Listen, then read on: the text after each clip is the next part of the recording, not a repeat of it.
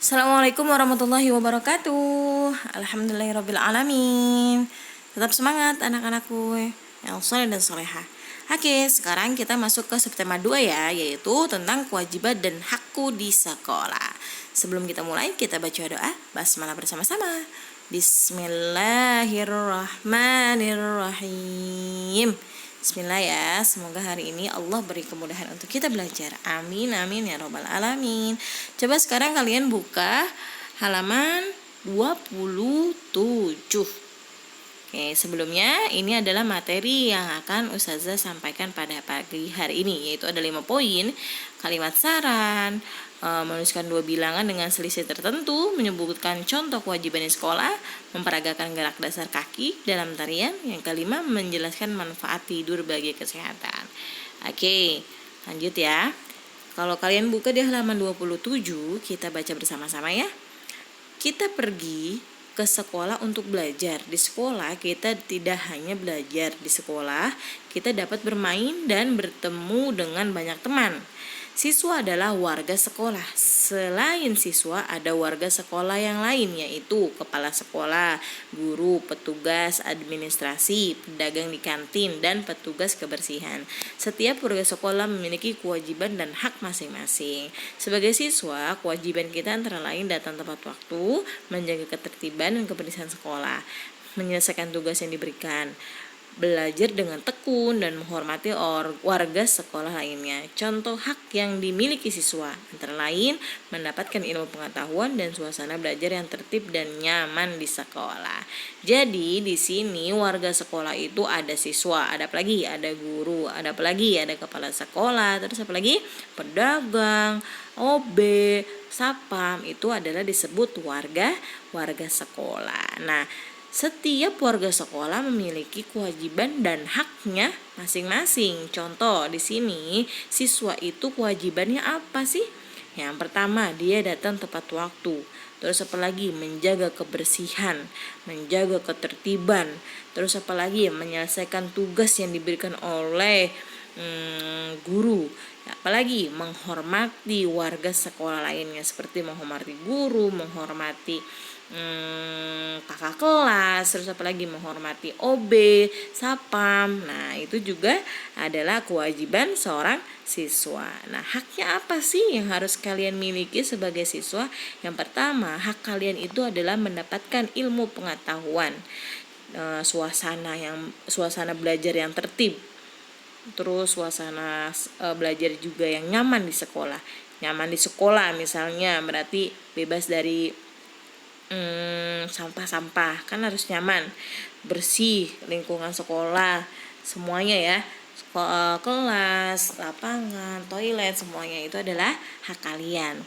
Nah, terus apalagi misalnya selain siswa, kewajibannya di sini adalah guru misalnya ya. Kewajiban guru itu adalah mengajari atau membagi ilmu, mengajarkan siswa-siswanya. Itu adalah kewajiban guru. Gitu ya. Oke, lanjut saja sayang, kita masuk ke pembelajaran 1. Pembelajaran 1 di sini kita bahas ya, masih sama tentang memberikan saran ya. Tapi sebelumnya kita baca dulu ya. Pada hari Senin diadakan upacara di sekolah Nina. Nina sudah datang sebelum bel berbunyi. Siswa yang lain pun demikian. Tepat pukul 7 semua siswa diminta untuk turun ke lapangan. Upacara akan segera dimulai. Ketika upacara, semua siswa harus berbaris dengan rapi. Banyak siswa yang belum membuat barisan dengan rapi. Guru meminta siswa berbaris sesuai kelasnya masing-masing. Guru mengatur baris sesuai tinggi badan. Siswa yang badannya paling tinggi berada di barisan paling belakang. Setiap siswa harus menjaga jarak satu sama lain. Barisan pun menjadi rapi sehingga upacara siap dimulai. Jadi permasalahannya di sini yang pertama itu tadi apa? Barisnya tuh belum rapi, makanya seorang guru meminta barisnya itu per kelas ya.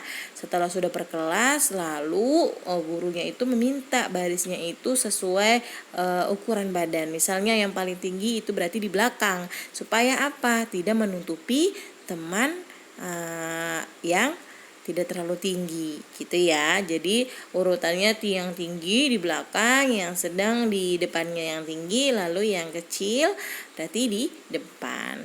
Agar terlihat rapi juga ya dan tertib gitu. Jadi kalau misalnya kalian lihat di halaman 29, yang A itu adalah contoh berbaris ketika upacara yang benar, yang B itu adalah contoh yang tidak benar ya. Karena apa? Tidak tertib, tidak sesuai arahan tadi gurunya meminta ya.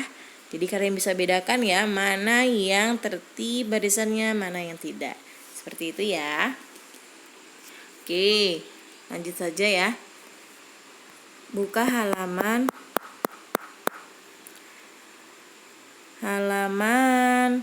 29 dan 30. Di sini kita akan berhitung. Pembahasannya masih sama ya sayang, tentang dua bilangan dengan selisih tertentu. Nah, di sini ada cerita dulu. Seluruh siswa di kelas Nina mengikuti upacara. Siswa di kelas Nina terdiri dari siswa laki-laki dan perempuan. Ya, jadi setiap kelas itu pasti ada siswa yang laki-laki, ada siswa yang perempuan. Nah, di sini diketahui banyak siswanya laki-laki itu ada 15. Nah, dapatkah kamu menghitung berapa kira-kira banyak siswa perempuan? Jadi di sini diketahuinya itu cuman siswa laki-laki, yaitu ada berapa siswanya? Ada 15. Nah, siswa perempuannya belum ketahui nih. Bagaimana ya mencari tahunya tentang jumlah siswa perempuannya itu kira-kira ada berapa? Nah, contoh penyelesaiannya ada di halaman 30. Nah, di sini seperti biasa, seperti kemarin sama ya, mula-mula tentukan banyak seluruh siswa di kelas Nina. Jadi kita tentuin dulu nih, kira-kira berapa sih seluruh siswa kelas Nina? Nah, banyaknya itu ditentukan lebih dari angka 15, yaitu lebih dari jumlah siswa laki-laki. Ya, misalnya di sini dicontoh ada 35. Ya, 35 itu adalah banyak seluruh siswa di kelas Nina. Oke, sudah ketahui ya, sudah paham ya. Jadi banyaknya siswa itu ada berapa di kelas Nina? Ada 35. Laki-laki ada berapa jumlahnya? Ada 15 ya. Nah, kita tinggal mencari nih, mencari tahu berapa ya kira-kira siswa perempuannya di kelas Nina. Nah, kalau sudah mengetahui, maka seperti ini penyelesaiannya.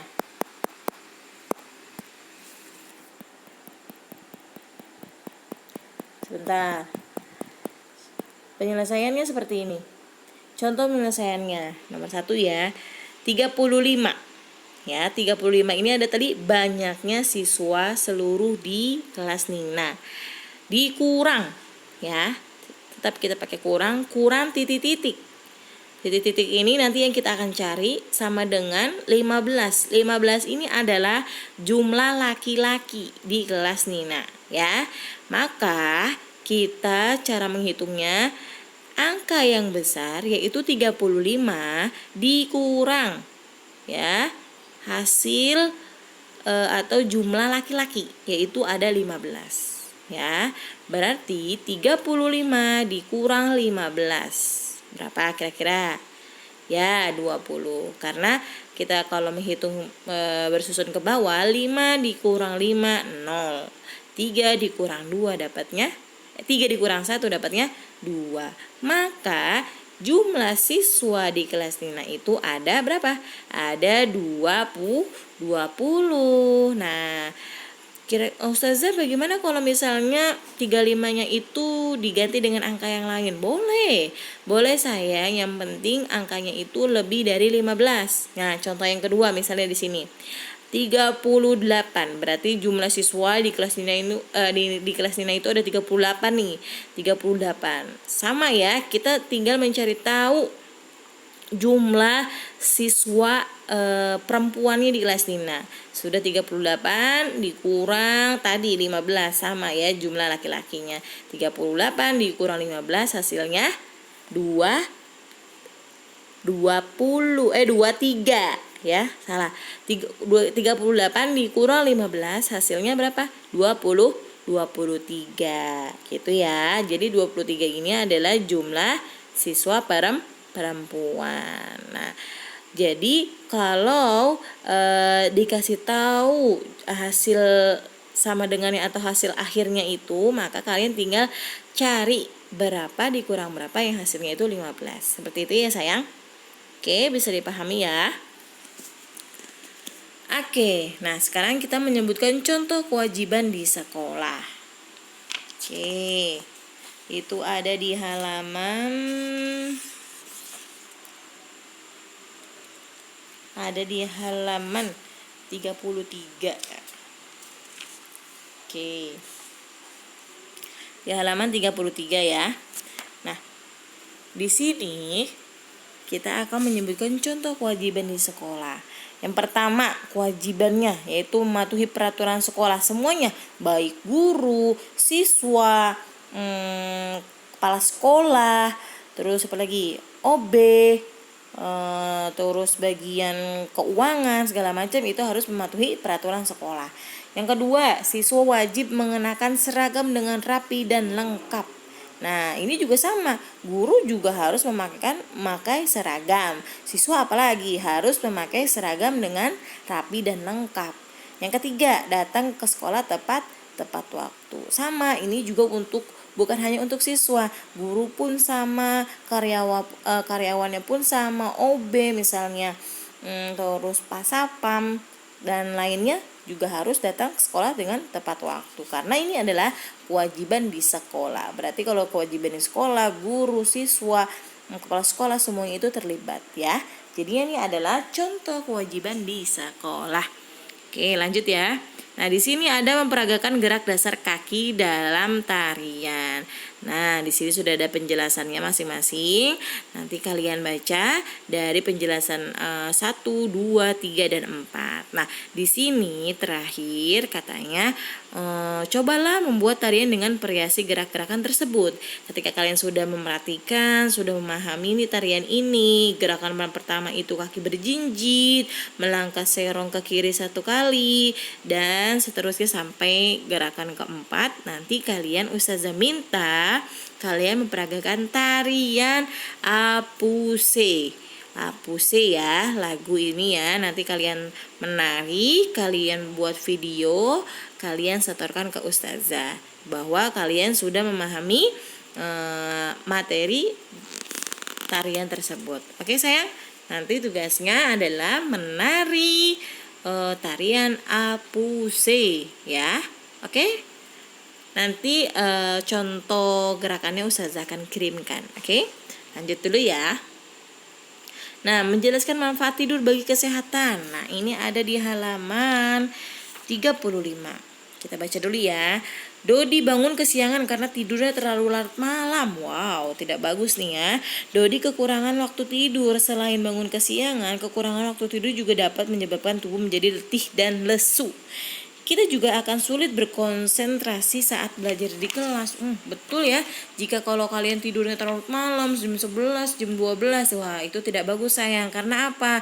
Nanti paginya susah dibangunin, terus masih ngantuk alasannya, terus nanti apalagi akibatnya belajarnya tidak konsentrasi, terus badannya juga nanti akan lesu, terus apalagi akan masuk angin. Pokoknya banyak banget mudorotnya ketika tidur itu terlalu malam. Makanya Ustazah pesan sama kalian harus tidur tepat waktu, yaitu jam 8, jam 9 ya. Oke. Nah, tidur cukup sangat penting bagi tubuh kita. Jika kita tidur terlarut malam, pertumbuhan tubuh kita akan terganggu tuh, betul kan? Selain itu, jika kita bangun kesiangan, kita akan melewatkan sarapan pagi. Padahal sarapan pagi sangat penting sebagai sumber energi untuk aktivitas. Nah, jadi ini yang kalau mau belajar Zoom belum sarapan, maka Ustazah sarankan harus sarapan terlebih dahulu ya, biar belajarnya semangat, tidak lesu, tidak ngantuk gitu ya sayang ya. Sarapannya yang ringan-ringan saja, tidak usah yang berat-berat. Misalnya susu 1 gelas boleh, sama roti ditemani boleh gitu ya. Kayak yang ringan-ringan aja, yang penting perutnya itu terisi. Gitu ya sayang, ini menjelaskan manfaat tidur bagi kesehatan. Bahwa tidur itu adalah sangat penting sayang. Kalau kalian telat tidur, kurang tidur, waduh, banyak banget nanti mudorotnya. Yaitu mudorot itu apa sih? Banyak banget yang dirasa atau banyak banget kayak tadi tuh apa badan jadi lesu, pusing, terus nggak semangat, berarti kan banyak banget nih apa sih disebutnya, mudorot ya, gitu ya. Oke deh sayang, cukup sekian materi yang Ustazah bisa sampaikan pada hari ini. Ingat pesan Ustazah, sholat lima waktu, mengaji Al-Quran Umi, dan menghormati orang tua. Tadi tugasnya hanya itu saja ya, menari tarian apuse. Oke, Ustazah tunggu waktunya sampai 1 minggu, yaitu sampai hari Minggu depan. Oke, harus dikerjakan ya sayang, karena ini masuk nilai. Kalau misalnya tidak mengumpulkan, nanti tidak dapat nilainya 0. Oke. Oke deh, Ustazah mohon maaf kurang lebihnya. Wassalamualaikum warahmatullahi wabarakatuh.